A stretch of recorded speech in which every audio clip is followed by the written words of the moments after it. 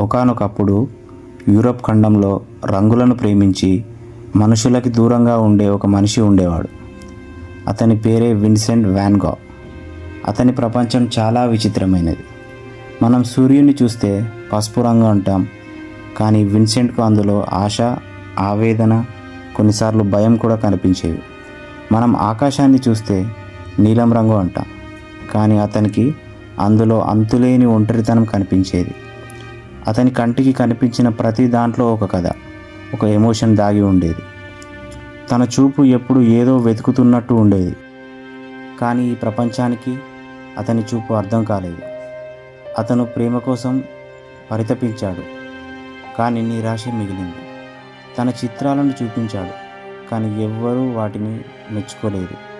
ఇదేం కళ, అంత గజిబిజిగా ఉంది అని హేళన చేశారు. జనం అతన్ని ఒక పిచ్చివాడిలా చూడటం మొదలుపెట్టారు. ఈ చీకటి ప్రయాణంలో అతనికి ఉన్న ఏకైక వెలుగు తన తమ్ముడు థియో.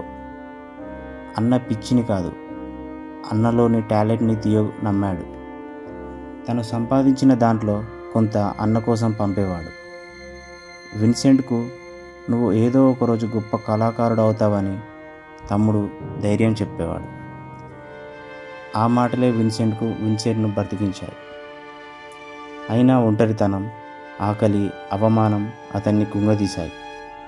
ఒకరోజు తన స్నేహితుడితో గొడవపడి ఆ కోపాన్ని, ఆ ఆవేదనను తట్టుకోలేక అక్కడే ఒక కత్తితో తన చెవిని తానే కోసుకున్నాడు. అది పిచ్చి కాదు, ఎవరూ తన టాలెంట్ని గుర్తించట్లేదు అనే ఆవేదన. తర్వాత తనకి నచ్చిన ఒక ప్రాస్టిట్యూట్కి ఆ చెవిని గిఫ్ట్గా ఇచ్చాడు. దాన్ని చూసిన తర్వాత అతన్ని మెంటల్ హాస్పిటల్లో జాయిన్ చేశారు. అక్కడి గది కిటికీలోంచి కనిపించే ఆకాశాన్ని చూస్తూ తన జీవితంలోని తుఫాన్ అంతటినీ రంగరించి ది స్టేరీ నైట్ అనే అద్భుతాన్ని సృష్టించాడు. అతని బాధ పెరిగే కొద్దీ అతని చిత్రాల్లో రంగులు మరింత ప్రకాశవంతంగా మారాయి.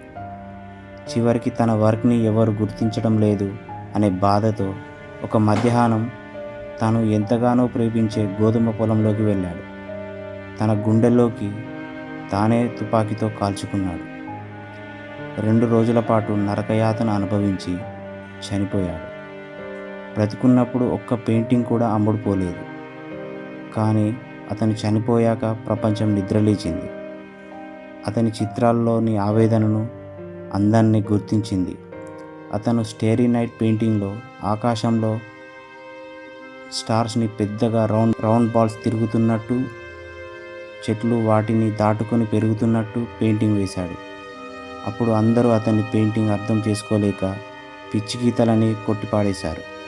ఆ తరువాత సైంటిస్టులు ఆ బిగ్ రౌండ్సే ప్లానెట్స్ అని, ఆ ప్లానెట్స్ని అందుకోవాలనే ఆసక్తి చెట్లలో కనిపిస్తుందని విన్సెంట్ వాన్ గాగ్ తన పెయింటింగ్ ద్వారా చెప్పాడని నిర్ధారణ చేశారు.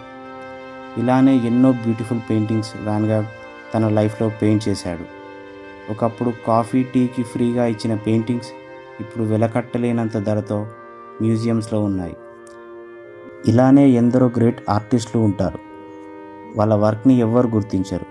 చనిపోయినాక మాత్రం వాళ్ళ నెత్తి మీద పెట్టుకొని తిరుగుతాం. ఎందుకు?